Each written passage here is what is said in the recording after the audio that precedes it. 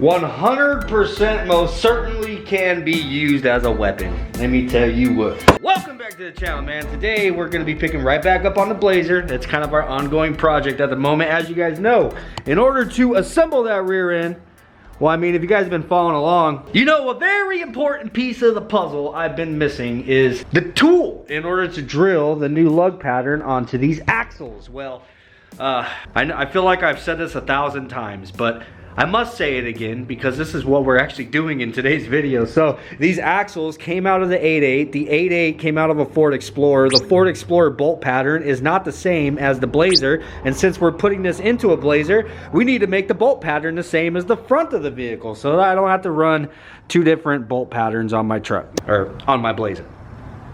Yeah. Do I want to do that? No. How about more of a... Or... Hey! Don't show the man's address. Damn it! Keep showing the address. Hell yeah.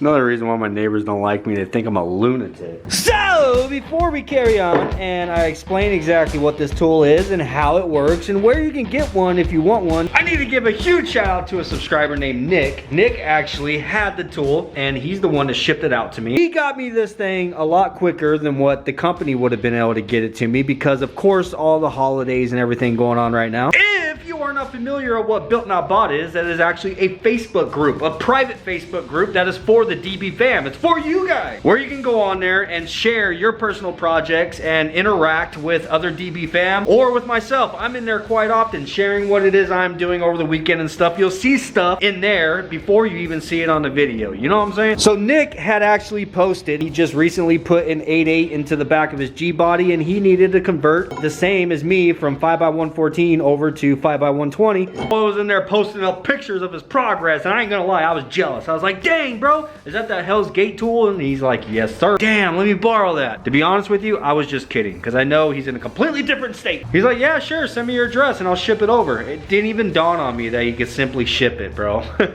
So hell freaking yeah, huge shout out to Nick. Thank you dog, I most certainly appreciate it. And whenever I send it back, I'll see if I got some stickers or something to throw in there for you to show my appreciation. But yeah, most certainly go check out Built Not Bought. I'll have a link in the description down below if you guys want to come join in and post up your projects and see other DBFam members' projects. The Facebook group has most certainly outgrown my YouTube channel. It's alright man, it's because the DBFam, we're an attractive bunch. We draw people in, you know what I'm saying? Anyhow, like I said, link is in the description down below. Huge shout out to Nick once again. Thank you brother, let's get into this. Get out of my way. Get out of my way. Go. Vámonos. Oh, shit. Alright, the tool itself. This is a drill guide. It is made by Hell's Gate Hot Rods. I'll put a link to their website in the description down below. Now, of course, this is used. It's not brand new. I don't know exactly what all it comes with, but I do know that it comes with this tool. There's some fancy little instructions right here. We don't need those. We freestyling around here. And then it also comes with drill bits. I'm pretty sure that you get this stuff in the kit. For the most part, you bolt this on to your hub that you need to drill, and you see it not only has the pattern, but it has these guides on there. So no matter what, you're not going to be drilling crooked. So you can't drill sideways or whatever. It's really important to make sure these holes are straight. So it has a nice little guide. So this is a pilot hole. And then this is the actual hole that you're going to be drilling that the studs have got to press into. So you drill your pilot hole.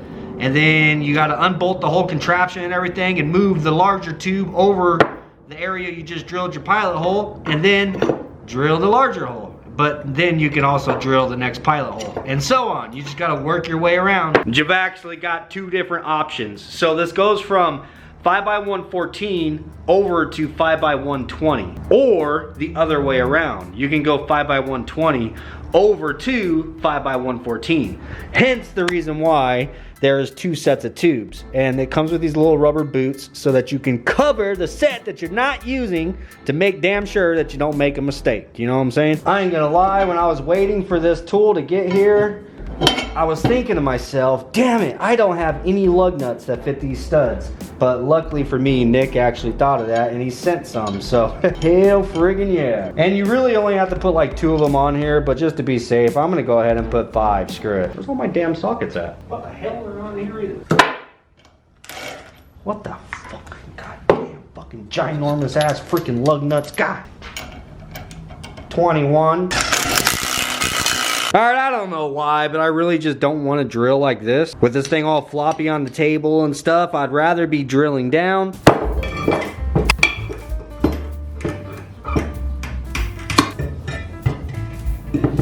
So I went ahead and just clamped my old rotor onto the edge of the table. I can imagine I should probably have some steel toes on. Nah, screw it. Double, double, double, double, WD. God damn it, over here. Here we go. Oh, that is thick, boy. Man. Nice. I ain't gonna lie, that scared the shit out of me right now. I thought the tool moved. And then I remembered the axle was just sitting in there. Using a vacuum to clean up all the shavings and stuff, I also feel like it's probably really important to keep this clean, because as you move this tool around, you don't want all the shavings and everything ending up in between the tool and your axle, because that can throw some things off, right? But we got our first pilot hole drilled, so now what we have to do is just spin it one time and you line this larger tube up on top of the pilot hole, because now we're gonna drill, like I mentioned, the larger hole, and that will be our final hole. So now we can drill the final hole here, pilot hole there, and then we just have to keep continuing all the way around until we have drilled all 5.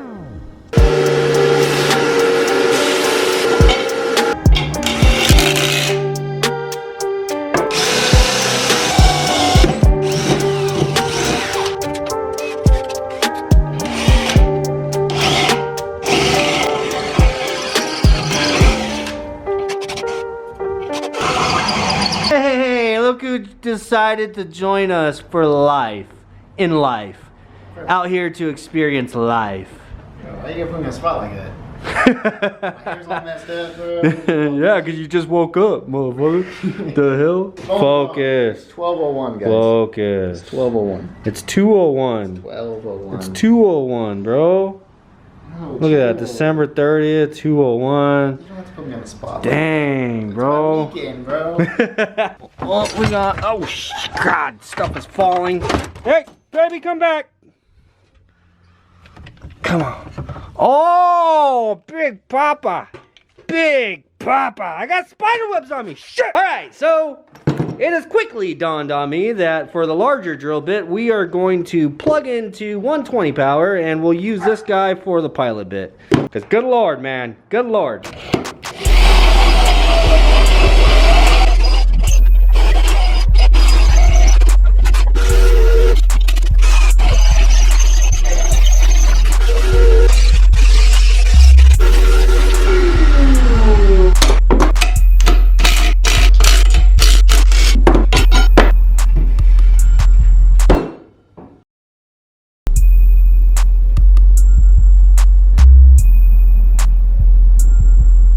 Help! Help! Help me!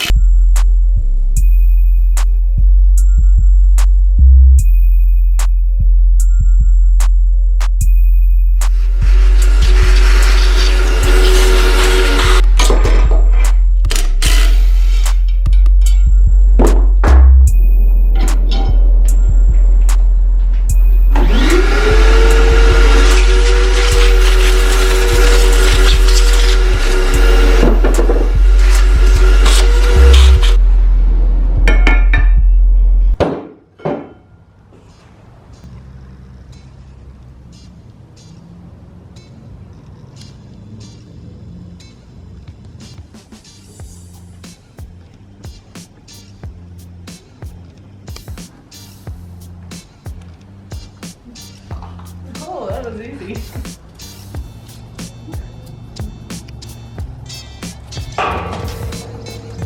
Alright, got these damn things drilled out finally. I think that took me a little over an hour, probably like 2 hours. I don't know, I don't want to talk about it. It's freaking done. So now we need to get the old studs out.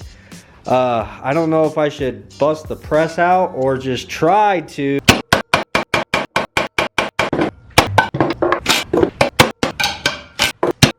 Shoot, I ain't even gonna lie, bro. I don't even think that I needed the lug nuts on there. I'm just gonna send it dry this time.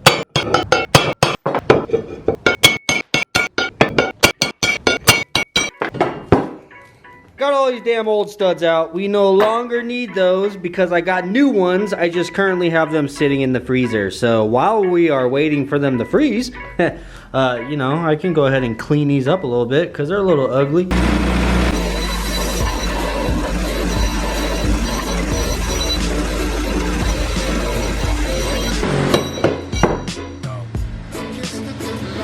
Ow! Baby, good and cold! Chicken pot pie. Mm. So ended up picking up a set of Mosier studs. I'll give you guys the part number right here. That's all the information. So they're 1/2 inch, 20 by 3 with a 0.625 knurl. That's actually really important because this drill kit, the drill guide, it drills it out to where the size hole that we just put in there, it needs that 0.625 knurl. So Nick also recommended these to me. These are the same ones that he got. Alright, I decided, screw it, I'm just gonna go ahead and use the press to put the new ones in. I've heard a lot of people say whenever you just use a socket to suck them down, like you can strip it or weaken the stud or whatever. So like, whether that's true or not, I have no idea, but I think it's just better safe than sorry.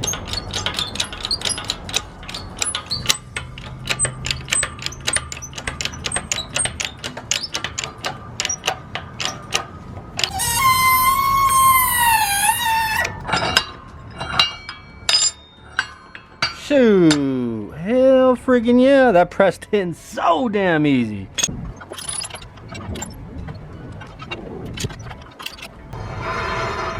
Both axles are done. All right, so with the new lug pattern done on both axles, these are the rotors that came on the 8.8, in which they are no longer gonna fit now because we obviously have a new lug pattern. But these are not the rotors I'm using. I actually got new rotors.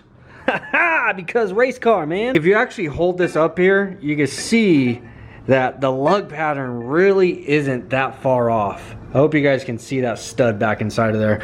Anyhow, I've seen other people do this, and basically you don't have to go through the process of completely re-drilling the new lug pattern on here.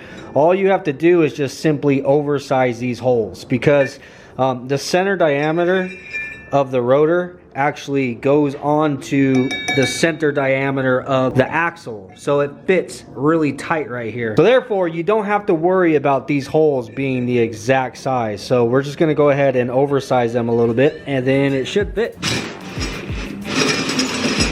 I need to go ahead and clamp this thing down before it tries to kill me.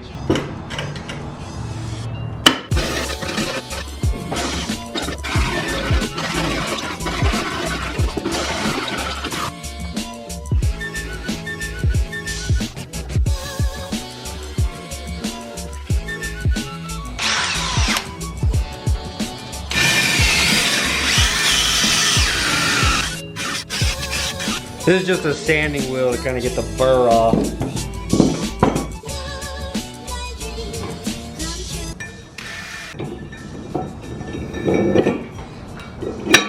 And there it is.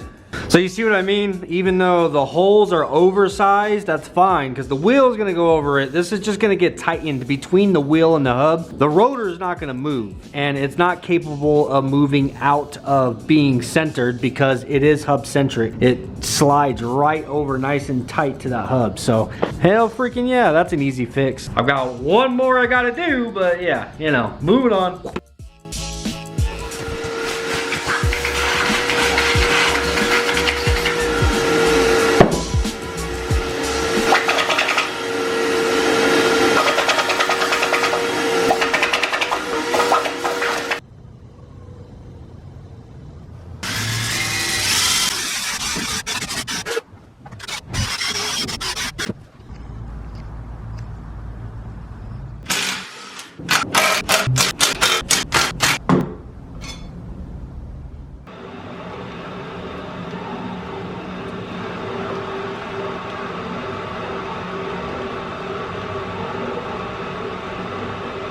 get to finally reassemble this damn axle, bro. This has been driving me nuts. We've done so much work to it, and we've just been kind of on hold. I wanted to lubricate the inside of this thing up a little bit because I'm not gonna lie, I felt kind of bad because we pressure washed it all out and everything in here was looking a little rusty, and yeah, it's looking a lot better now with some lube. Everything's better with lube. I got the inside of the axle tubes all cleaned up, made sure there's no, you know, debris or anything in there. Not to mention they're shinier now. I've literally had these inside of the freezer since I bought them over a week ago. Chicken pot pie! Oh yeah, so they should be good and cold. Actually, I'm gonna leave the seal in there. So there's our seal, and here's the bearing. We're obviously gonna work on one thing at a time, so I'm gonna put the seal back in there to stay cold. All right, whenever you get metal cold, it shrinks. Whenever you get it hot, it swells. So now I still haven't got a new clicker for my damn torch. Come on, there we go. So we're gonna heat the axle tube. As you see, our bearing just came out of the freezer. Grab our bearing, put some assembly lube on it. Oh my God, this thing is freezing ass cold, bro. Set her in there. I need a rag. I have the outside portion of my old bearing I'm gonna use to start kind of tapping it in. Biggest socket I've got. Definitely glad I kept this, dude, because they make a tool for this, and basically it's just a flat piece to hammer on, and it's the exact diameter of the bearing. I don't have that. So I figured, honestly, I would just use a socket. But the largest socket that I have is just slightly too small, and it's kind of scary because you don't want to knock the bearings out. So this is the outer section of the old bearing, and this freaking worked perfect. Of course, you got to kind of tap it in a circle as you're going around to try to tap it in evenly. It's obviously not as good as the correct tool, but it is what it is.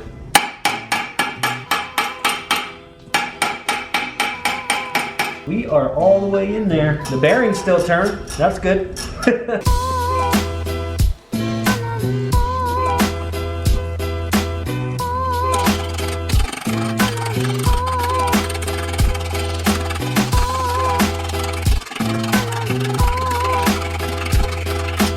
Alright, so basically the same thing for the seal, but this seal is the same as, if you look at it, it's like the same thing as a rear main seal. It has a spring in there. So, as you guys know, anytime I'm doing something like this that I've never done before, I always look up YouTube videos, you know? I watch and see what other people do. So, I was watching this guy, and he recommends to put some, he had some, like, you know, like grease in the big can. Only thing I have is this white lithium grease.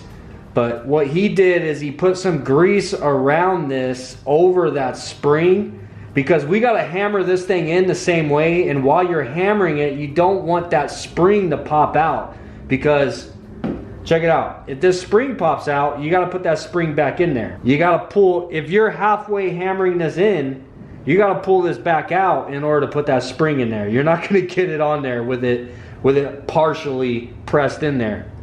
And there's no way to get this thing out without damaging it. So basically, if you're hammering this in, that spring pops off, you're screwed, bro. You gotta pull this thing out, go buy a new one. So I guess just caking up some grease will kind of help it from not popping off of there while you're hammering it. So I don't know, this dude seemed like he knew what he was talking about, so I'm gonna take his advice. Can't hurt anything.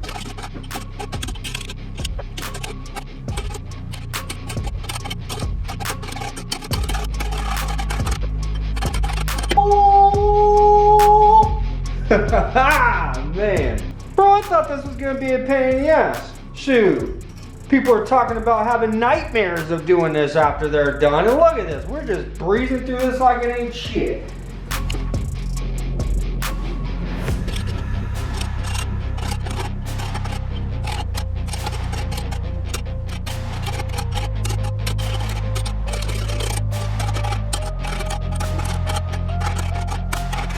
Axle bearings and seals are in, both sides. And while it's on my mind, I want to make sure to get this surface right here cleaned up. So this is where the bearing and the seal is going to ride on the axle. As you can see, there's a lot of like rust deposits and stuff on there. It's really probably not a big deal. Most people overlook this kind of stuff, but it's all in the details, man. Trying to make this a well lubricated operating machine, you know what I'm saying?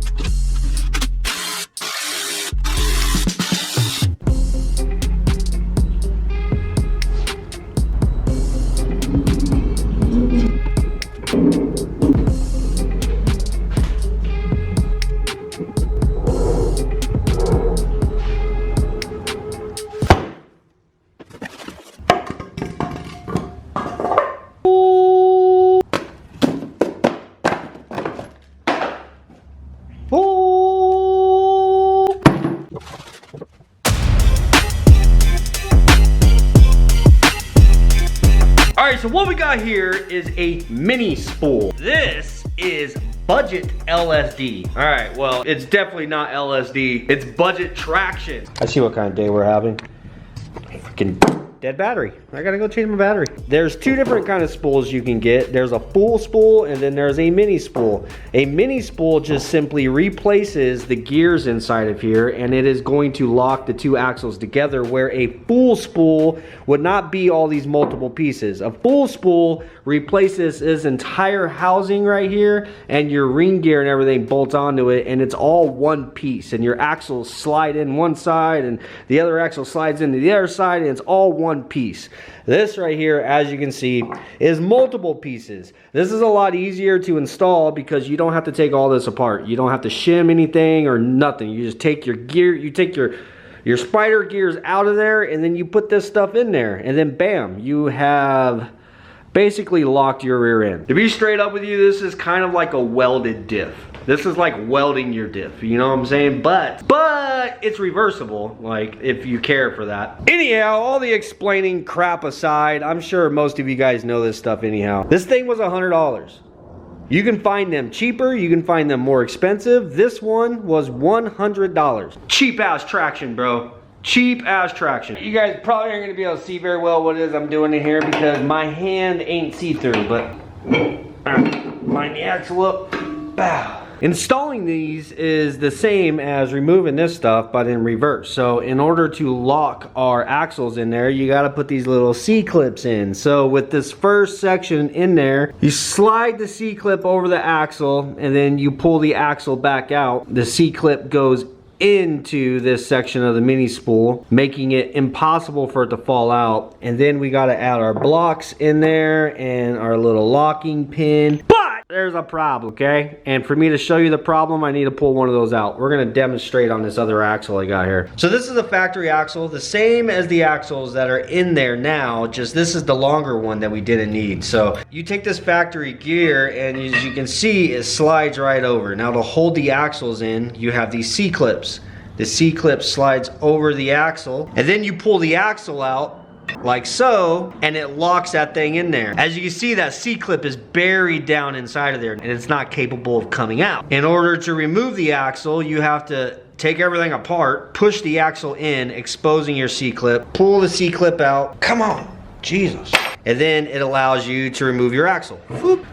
Dude, oh my God, this thing is filthy. All right, so our problem with the mini spool. So this is the same concept. It slides over the axle, except for this thing is so girthy, there's not enough room to get the C-clip on. It doesn't matter what direction you try to come from. There's not a single direction that you're capable of getting this C-clip on here. So In order to get these C-clips on, to lock our axles in, we're gonna have to grind the C-clip down a little bit on these rounded edges right here. We gotta grind those down a little bit, enough for this to fit through this groove right here. Ta-da! Ta-da!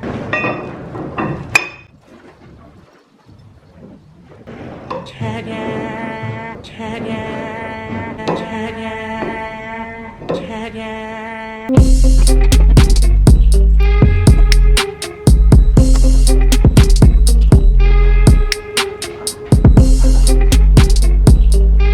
All right, both C-clips are in. Now comes these blocks. These blocks actually just slide in between the two, just like that, dude. It's basically connecting this side and this side together to where no matter what, when this side spins, and vice versa. Now there's two of these, so we gotta put one on both sides. So I'm actually gonna put some of this lithium grease on this block to help it just kind of stay in there so it's not sliding out and falling out on us, because this stuff is really sticky. Just like that. Now we gotta get the second one in, hopefully without the first one falling out.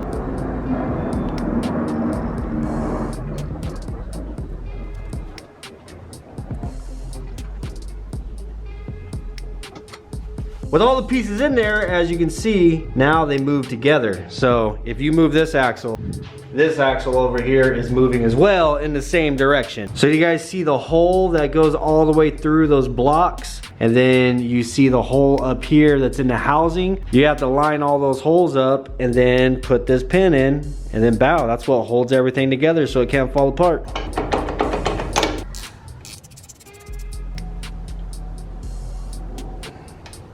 Ta-da! Ta-da!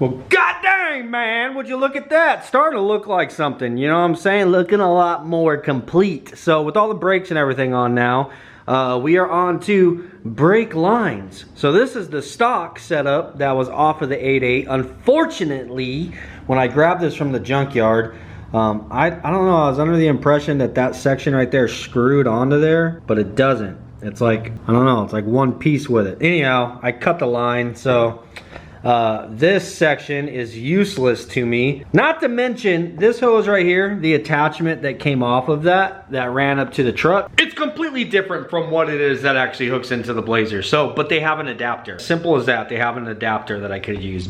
But I cut it. Anyhow, I test fit this up here, and the hard line is too long on the side that we shortened, of course. It runs right across where our U-bolts would go, and that's a problem. What I'm going to do is, I already got this loosened. I'm gonna pop this off, and I wanna go out there to the hard line that is on the axle that we took out of the Blazer. I wanna see if it has the same size fittings or not. Look at that! it freaking does. It's screwed right into there. So I loosened that directly out of the drum right here, and it is the same fitting, screws into the Ford Explorer line. So what I'm thinking, go ahead and take this off of here. So this is a hard line that goes all the way from one drum to the other, and it has a T right here in the center that I just unbolted it right there. But this right here obviously screws into what it is we already have on the Blazer because it came off of the Blazer. So I'm thinking I can probably use this hard line with this T that will connect to the Blazer, and over here on the ends I can screw the rubber line that will go up to our calipers. But the problem is this one is a 3-way, but the one over here on the passenger side is a 1-way, so it just screws in. It's just 1 way, it doesn't split off or anything. So if I had 2 of these, I'd be able to put one of these on each end and then use the S10 hardline in the center. Hey, it's currently New Year's Eve right now as I'm recording this. I would run up to the junkyard and go grab one, but they're not open. So I'll just go out here to my own personal junkyard, you know what I'm saying? Wow, what is that?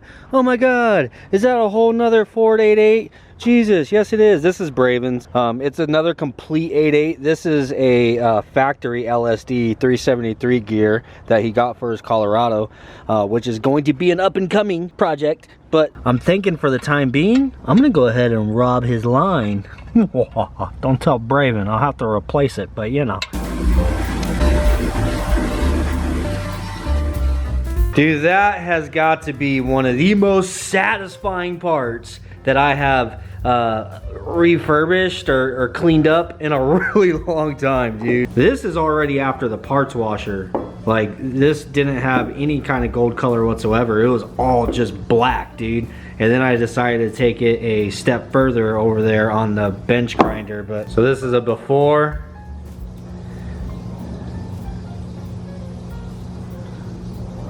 And after. Dude, that looks so freaking dope, man. It's literally just a brake line, but what can I say, man? It is all in the details.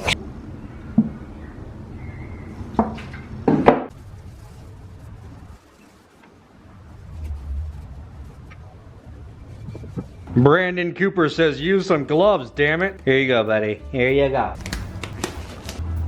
What the hell? Why aren't you coming out, bro? Dude, I just bought this. Like, I literally just got back from AutoZone for buying it. What the hell is happening? I stuck a screwdriver in it. Oh, God. Freaking little ass tube was $17.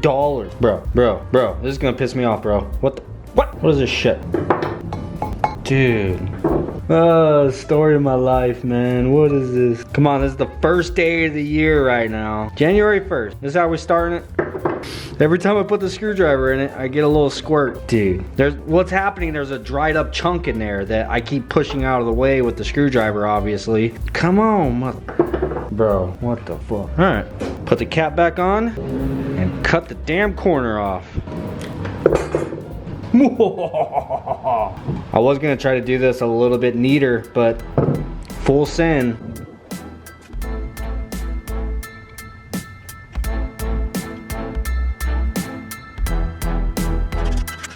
And yes, I'm gonna torque this sumbitch. So my search online says 25 to 35 foot-pounds. I mean, that's a pretty wide, I don't know, dude. I'm just doing it to, I think I have this set to just over 30. So it's like 32 foot-pounds.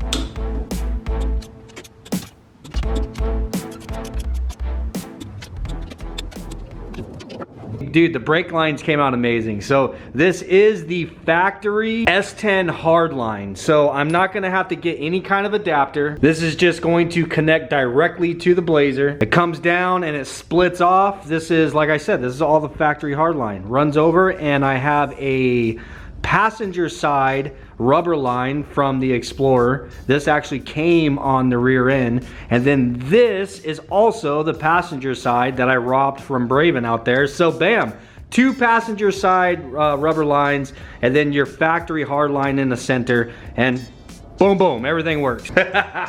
I'm really stoked about that, man. So I did have to most certainly massage the hell out of this brake line. I tried to kind of match the same bend that the factory one had from the Explorer. So it came out really nice, dude. I stayed clear of where the U-bolts have to go. I almost messed that up, I'm not gonna lie. And then it dawned on me, oh shoot, I gotta get U-bolts in there. So one last thing that I need to do to finalize the brake lines and everything, it's kind of a huge step because we gotta bust out the welder and everything, but you see these rubber lines have a spot to actually bolt up so that everything is nice and firm. I could probably get away with not doing that. I did utilize those little factory bending tabs, so the hard line's being held really well right here to the axle. And then there is a bolting point right here that was also on the hard line already. So that's bolted up there. And then we also have a bracket that goes here. When I was mocking this up, I didn't have the cover on. So now we have the cover on. I realized that it's not gonna work the way that I thought, you know, I was gonna bolt that up. So I do need to take a notch out of this bracket. I'm gonna need to notch it something kind of like this right here. So we gotta do kind of a notch like that. And then dude, this line is solid, but I am gonna go ahead and take it a step further. I'm gonna make some little tabs that we can weld on here and actually put a nut and a bolt in here to hold all of this. I want everything to be right. Let's do it right the first time so we don't have any problems in the future, you know what I'm saying?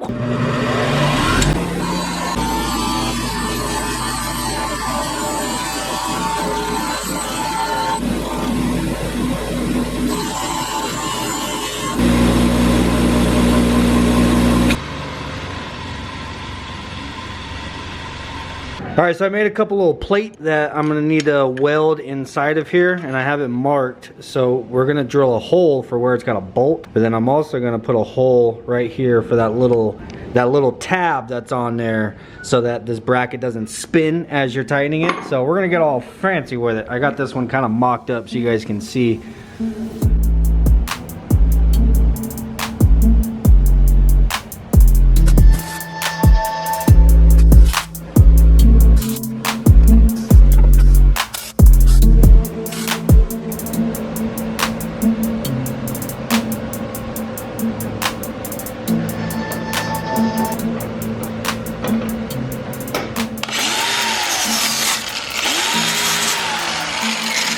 I got these little brackets done, and I went ahead and I welded the nuts on the back side so that I don't have to worry about trying to get a nut behind there. You can just simply bolt it on, you know what I'm saying? I grinded the paint off of these edges right here where we need to weld it.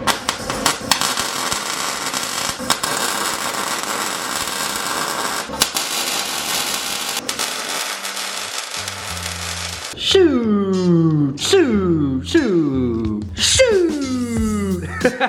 Sometimes I feel like I kind of know what it is I'm doing, you know? But the truth is I have absolutely no idea what it is I'm freaking doing. But just sometimes it comes out right, you know? Yeah, it did come out really clean though. So now we just put our brake line on there and we got a nut welded on the back and we just bolt her on there, man. Simple as that. But we do need to clean this up a little bit, and I need to hit it with a little bit of spray paint so it doesn't rust.